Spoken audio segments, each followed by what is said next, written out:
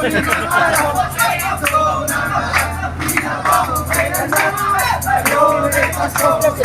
2, 3.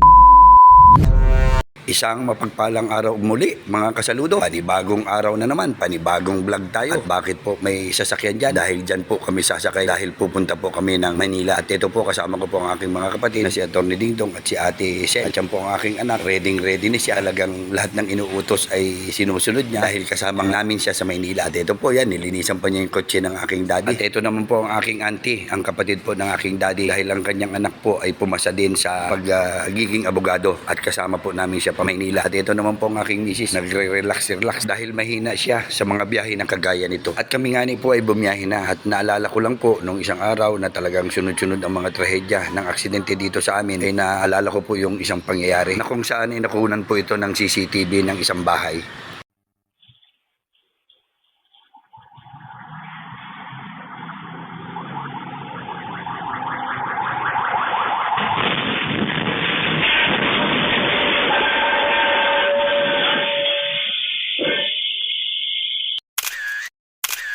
At rin po kami po ay nakarating na din sa Port of Calapan. At yung pong video na aking pinakita na kung saan naganap po ang aksidente, hindi man po kumpara saan pa man, kundi para na rin maging warning na rin po sa mga nagmamaneho na maging maingat po tayo, maging mapagmatsyag po tayo, maging alerto po tayo sa ating pagmamaneho. Dahil sunod-sunod na po talaga ang mga aksidente dito sa aming lugar, dito sa Oriental Mindoro. Dahil ang mga sakay nga po ng ambulansya na yan na kung saan ay na-aksidente ay mga kakilala din natin, ay maraming salamat po Panginoon dahil sila po ngayon lahat ay ligtas. Apat po sila pero sila po ngayon ay ligtas at talagang halos lahat po ng mga kababayan namin sa Pinamalayan ay nagdasal para sa kanilang kaligtasan. Thank you Lord dahil kung makikita niyo po talaga ang pagka-aksidente ay talagang hindi niyo po sukat akalain na sila po talaga ay maliligtas. Kaya muli po, paalala po sa mga driver, sa mga nagmamaneho, maging maingat po tayo at maging maalerto at maging responsable po tayo. Muli po, maraming salamat po Panginoon at hindi mo po pinabayaan ang apat na sakay ng nasabing ambulansya. Pagaling ka Radinel at ang iyong mga kasama. At ito na nga po, nandito na po kami dahil ang sasakyan po namin ay Pascal. Maaga po kami napunta doon sa barko para makapasok na po kami. At ito na po, yan na po ang aming sasakyan na Pascal na kung saan ito po ang pinili ng aking mga kapatid at nang mabilis na kaming makarating sa Batangas Pier dahil ito po medyo mabilis po ito ng konti kaysa doon sa ibang mga barko. At ako nga ni po ay nagpasalamat din sa aking kapatid na si Atty. At kay Ate Sel dahil nagkataon na umuwi sila at nagbakasyon sila sa aking mga magulang at nagkataon naman na kami ay paluwas dahil aatin nga kami na taking ng aking anak na kung saan ay nakapasya siya ng abogado. At bilang mga magulang ay talagang sobrang tuwa po namin at minsan lang ito mangyari, nahaharap ka katabi ang iyong anak habang siya ay nanunumpa sa kanyang propesyon. At balik naman po tayo din sa sasakyan. Eri pong aking bunsong anak ay tuwan-tuwa dahil pupunta siya ng Maynila at makikita na naman niya ang kanyang Ate Bibi at Ate Dimple. At yan naman po si Mrs. Pa-relax, parang hindi mahihilo ay. At ito po, habang nandito po kami ay nagbabayad na po ng bayad sa barko ang aking kapatid. At sabi ko nga sa kanya, ito yung aming bayad, naming tatlo sa bayad sa barko. Ay, hindi man lang ako inapansin ng aking kapatid ay.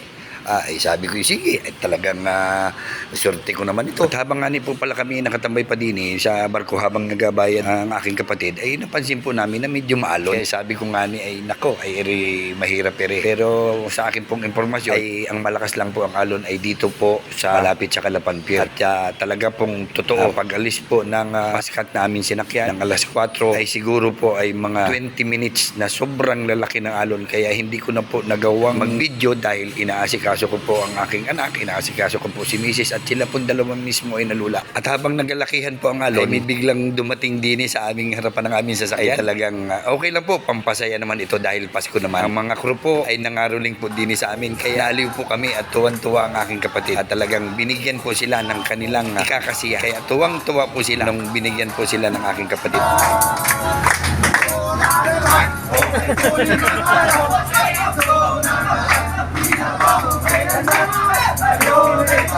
Sila 1, 2, 3, 4, 5. Ayun po mga kasaludo at gaya po ng aking sinabi, nung umalis po kami ng Calapan Pier ng alas 4 hanggang alas 4:20 ay yun po lang po ang malalaki ang alon at pagkatapos po noon hanggang makarating po kami ng Batangas Pier ng alas 6 ay maganda na po ang alon at nakarating na po kami ng Maynila ng maayos at maraming salamat po Panginoon dahil nakarating po kami dito sa Maynila ng maayos at safe po ang aming biyahe. Muli po maraming maraming salamat sa palagian ninyong panonood ng aking mga videos at ingat po lagi tayo mga kasaludo.